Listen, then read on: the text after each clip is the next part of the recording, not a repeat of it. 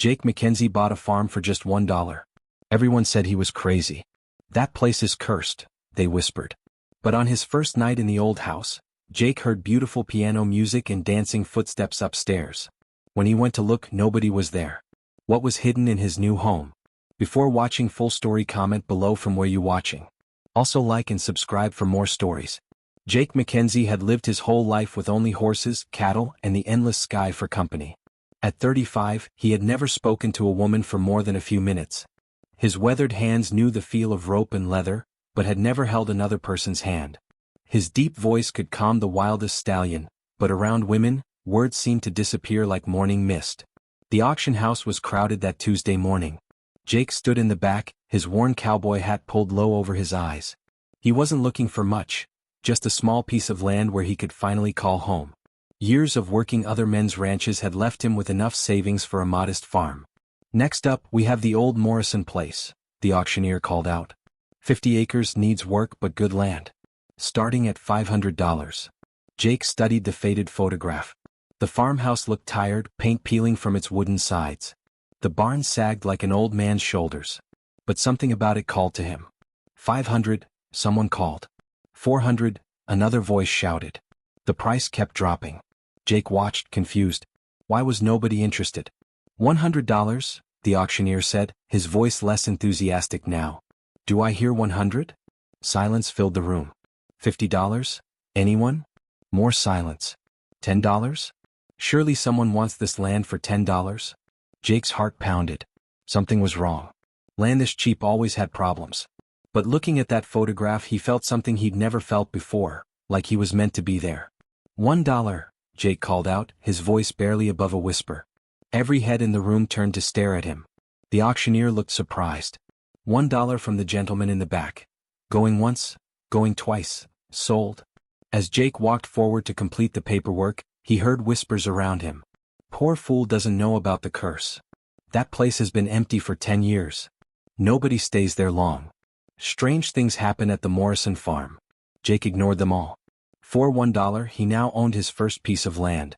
3 days later, Jake drove his old pickup truck down the dusty road to his new farm. The house looked even more tired in person than in the photograph. Weeds grew tall around the porch. Windows were dark and empty like closed eyes. But as he stepped out of his truck, Jake felt something unexpected: peace. For the first time in his life, he was standing on his own land. He owned this place and nobody could tell him to move on. The front door creaked as he pushed it open. Inside, dust danced in the afternoon sunlight. The furniture was still there, covered in white sheets like ghosts. Someone had left in a hurry, leaving behind dishes in the kitchen sink and clothes still hanging in the closets.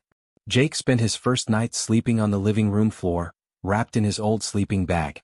The house made settling noises around him, creaks and sighs like it was getting used to having someone inside again. For the next week, Jake worked from sunrise to sunset. He fixed the leaking roof, replaced broken windows, and painted the outside walls a fresh white. The barn needed more work, but it would do for now. He moved his few belongings from his truck into the house and felt something he'd never experienced before: the joy of making a place his own. It was on his 8th night in the house that Jake first heard it. He was sitting at the kitchen table eating a simple dinner of beans and bread, when music began to play. Soft at first, like it was coming from far away. Piano music, beautiful and sad, floating through the walls. Jake put down his fork and listened. The music seemed to come from everywhere and nowhere at once. It was the most beautiful sound he had ever heard, but it made his chest feel tight with an emotion he couldn't name. Then, just as suddenly as it started, the music stopped. Jake searched the entire house but found nothing. No radio, no record player, nothing that could make music. He checked every room twice, even looked in the basement and the attic. The house was silent again. That night, Jake lay awake wondering if he was losing his mind. He'd been alone too long, maybe. Sometimes lonely people heard things that weren't there. But the next night the music came again. This time, along with the piano, he heard something else. The soft sound of footsteps, light and graceful, moving across the floor above his head. Dancing. Someone was dancing in his house. Jake grabbed a flashlight and climbed the stairs to the 2nd floor. The hallway was dark and empty. He checked every room, the master bedroom, the small bedroom, even the bathroom. Nothing. But as he stood in the hallway, he could swear he felt warmth in the air, like someone had just passed by. Jake was a practical man. He didn't believe in ghosts or spirits. There had to be a logical explanation for the music and the dancing sounds. So the next morning he began a careful search of his house, looking for hidden speakers or any kind of equipment that might explain what he was hearing. It was in the basement that he found it. Behind an old bookshelf, Jake discovered a hidden door. The bookshelf moved easily when he pushed it like it was meant to be moved. Behind it was a small room he hadn't known existed. The room took his breath away. It was like stepping into a different world. The walls were painted soft pink and gold. Mirrors covered one entire wall. The floor was polished wood, perfect for dancing. In one corner sat an old piano, its keys yellowed with age. And everywhere, on shelves and frames, scattered across a small table, were photographs of the most beautiful woman Jake had ever seen. She had dark hair that fell in waves past her shoulders. Her eyes were large and bright, full of life and laughter. In some pictures she wore elegant dresses. In others she was captured mid-dance, her body graceful and flowing like water. Jake picked up one of the photographs with trembling hands. On the back, someone had written in faded ink, "Maria Santos, 1985. There were other things in the room too. Dance shoes hung on hooks. Sheet music was scattered across the piano. A diary lay open on the table. Jake opened it carefully and read, "Today I danced for 3 hours straight. The music filled me up until I thought I might float away. This little room is my sanctuary, my secret place where I can be truly myself. Nobody knows about it except me. Here I am not the farmer's daughter who should be quiet and proper. Here I am a dancer." Jake read page after page. The diary told the story of Maria Santos, who had lived in this house with her father. She had loved to dance more than anything in the world, but her father thought dancing was improper for a young lady. So she had created this secret room where she could practice and dream. The last entry was dated September 15, 1985. "Father is selling the farm. He says we're moving to the city where I can find a proper husband and forget these foolish dancing dreams. Tonight I will dance one last time in my secret room. I will play my favorite song and dance like I've never danced before. Maybe somehow the music will stay in these walls forever." Jake closed the diary with gentle hands. He understood now why the farm had sold for only $1, why people whispered about curses and strange happenings. They had heard the music too, but they were afraid of what they couldn't explain. But Jake wasn't afraid. As he sat in that beautiful hidden room, surrounded by Maria's dreams and memories, he felt something he had never felt before, a connection to another human being even though she was gone. That night, Jake sat in the secret room and waited. At exactly 9 o'clock, the piano began to play by itself. The keys moved up and down, creating the same beautiful, sad melody he had heard before. And then he saw her. She appeared slowly, like morning light gradually filling a dark room. First just a shimmer in the air, then more solid, until Maria Santos stood before him in a flowing white dress, as real as if she had never left. She was even more beautiful than her photographs. Her dark eyes sparkled with joy as she began to dance. She moved like the music was part of her soul, every step perfect and graceful. Jake watched, hardly daring to breathe, afraid that any movement might make her disappear. But she didn't disappear. Instead, she turned toward him and smiled, the most radiant smile Jake had ever seen. She extended her hand toward him, inviting him to join her. Jake shook his head, his face turning red. I don't know how to dance," he whispered. Maria's smile grew warmer.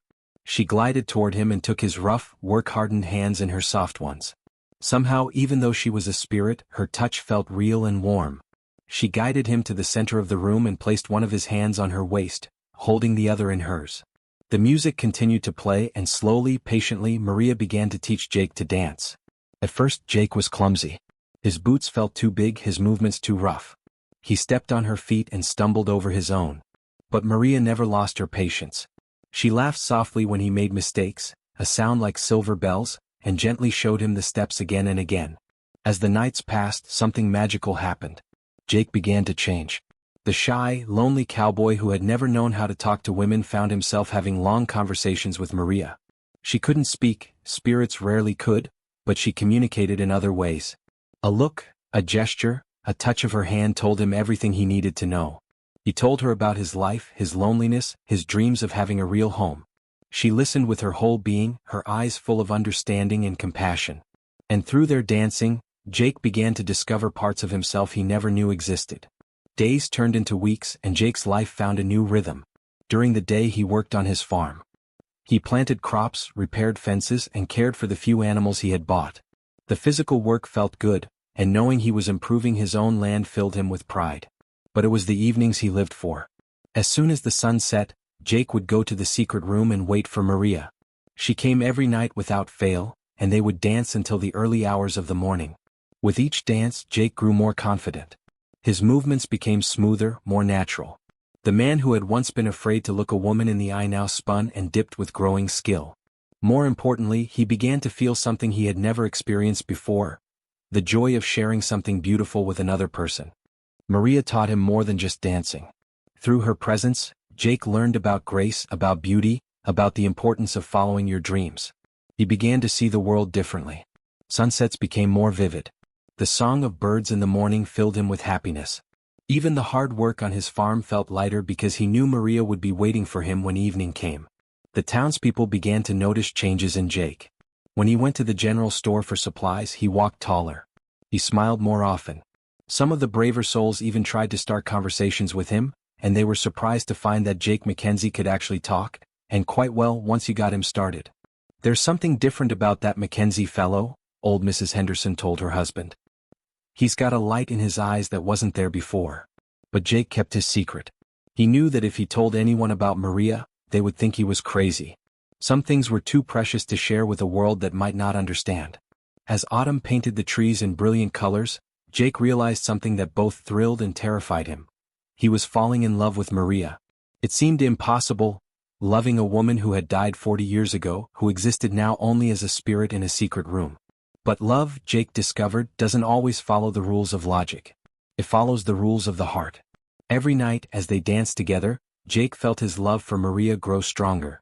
He loved the way she moved like music made visible. He loved her patience as she taught him new steps. He loved the way her eyes sparkled with joy when he finally mastered a difficult turn. He loved her gentle spirit and the way she made him feel like he was worth something. But loving a ghost brought a special kind of pain. Jake could hold Maria's hands while they danced, but he couldn't really touch her in the daylight. He could talk to her, but she couldn't answer with words. He could love her with all his heart, but he could never build a real life with her. One night, as they swayed together to a particularly beautiful piece of music, Jake found the courage to tell her how he felt. "Maria," he whispered, "I know this might sound crazy, but I love you. I've never loved anyone before, never even really talked to a woman before I found you. But being with you has taught me what love means. You've made me feel alive in a way I never knew was possible." Maria stopped dancing and looked into his eyes. Tears, could spirits cry? Seemed to glisten in her dark eyes. She placed her hand over his heart and nodded, and Jake understood. She loved him too. They held each other close as the music played on, two hearts beating as one, even though one of those hearts had stopped beating 40 years ago. Winter came early that year, covering Jake's farm in a blanket of snow. The house was warm and cozy, and Jake had never been happier. His love for Maria filled every corner of his life with meaning and joy. But as the shortest day of the year approached, Jake began to notice changes. Maria seemed fainter, somehow less solid. Their dances became shorter, and sometimes she would disappear in the middle of a song, only to return the next night looking tired and sad. Jake was worried, but he didn't understand what was happening until he found another diary hidden behind the piano. This one was different, older, written in a man's shaky handwriting. It was the diary of Maria's father, Thomas Santos. The final entries told a story that broke Jake's heart. "Maria has been gone for 3 months now, but I still hear her dancing in that room she thought I didn't know about. At first, I thought it was my grief playing tricks on me, but last night I saw her. My beautiful daughter, dancing as she loved to do in life. I've been reading about such things. Spirits sometimes remain when they have unfinished business, when their dreams were left incomplete. Maria died in that car accident on her way to the dance audition in the city, the audition that was going to change her life. She never got to show the world her gift, but I understand now why she stays. She's waiting for someone to help her finish what she started. Someone who can give her the love and recognition she never received in life. Someone who can help her dreams come true. The problem is, the longer she stays, the weaker she becomes. She's caught between two worlds, and it's destroying her spirit. Soon she will fade away completely, lost forever between life and death. There is only one way to help her. Someone who truly loves her must be willing to make the ultimate sacrifice, to let her go. Only by releasing her can she find peace and move on to whatever comes next. But it takes tremendous love to let go of someone you want to keep forever.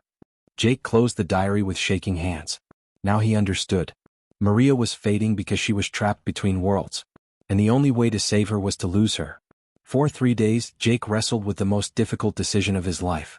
He could keep dancing with Maria, keep loving her, until she finally faded away into nothing. Or he could find the strength to let her go, to help her find peace, even though it would leave him alone again. The answer when it came to him was really no choice at all. Love wasn't about holding on to someone for your own happiness. Love was about wanting what was best for the person you loved, even if it broke your heart. On the night of the winter solstice, Jake went to the secret room one last time.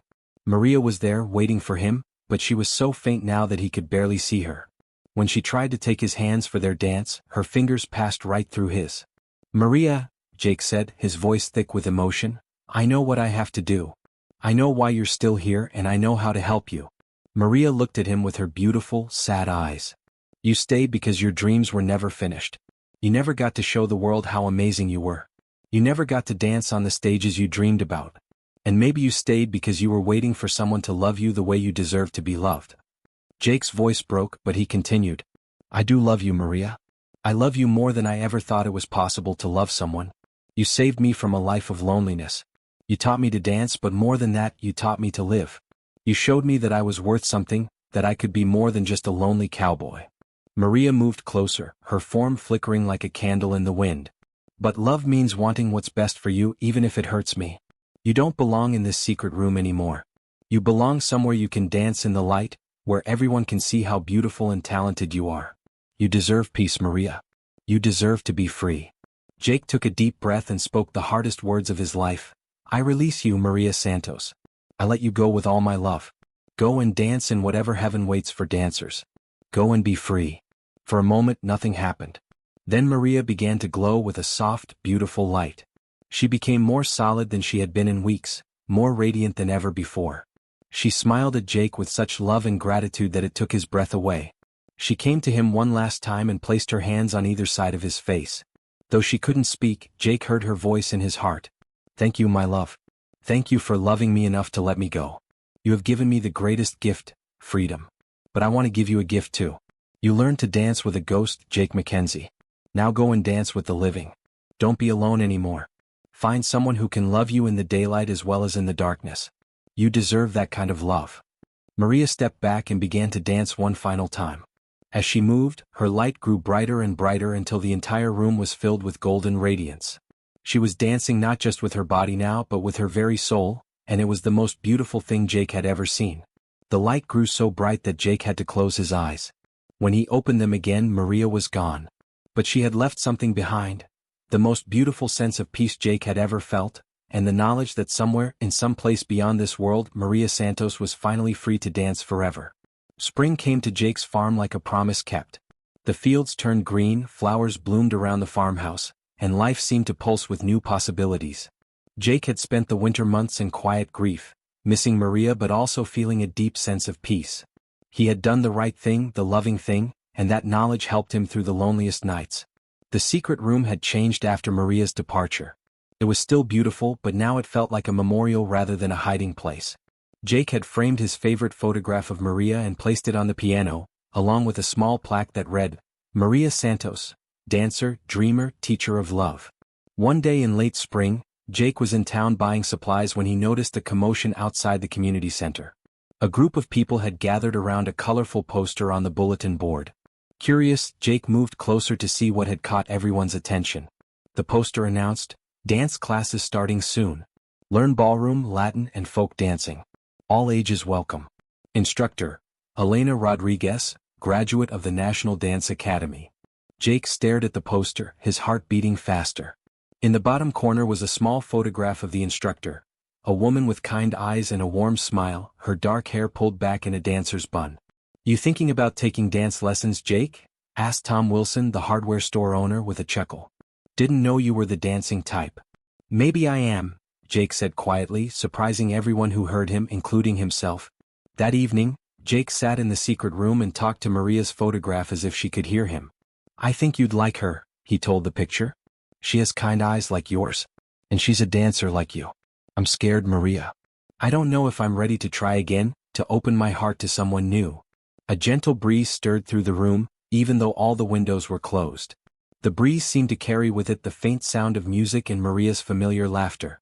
Jake felt her presence, warm and encouraging, and he knew what she was telling him. Go and dance, my love. Dance with the living. 6 months later, Jake stood in the community center, his hand in Elena's as they prepared to demonstrate a waltz for their beginning dance class. He was no longer the shy, lonely cowboy who had bought a farm for $1. He was a man who had learned to love, to lose and to love again.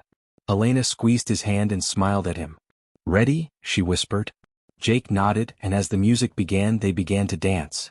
Jake had told Elena about Maria, not everything but enough. He had told her about finding the secret room, about Maria's photographs and diary, about how learning Maria's story had inspired him to try dancing. Elena had listened with tears in her eyes and had said that Maria sounded like a beautiful person who would have wanted Jake to be happy. As they danced now, Jake felt Maria's presence like a warm blessing. She had kept her promise, she had taught him to dance with the living. And Elena, sweet Elena with her patient heart and gentle spirit, was helping him build a new kind of love, one grounded in the present, full of hope for the future. The secret room was still there in Jake's farmhouse, still beautiful, still honoring Maria's memory. But now it served a different purpose. Jake and Elena practiced there sometimes, and Elena had suggested they might use it to teach private lessons to young people who were too shy to dance in public. Everyone deserves to learn to dance, Elena had said. And everyone deserves a safe place to practice their dreams. Jake agreed completely. He had learned that love multiplies when you share it, and that dreams fulfilled can inspire new dreams in others.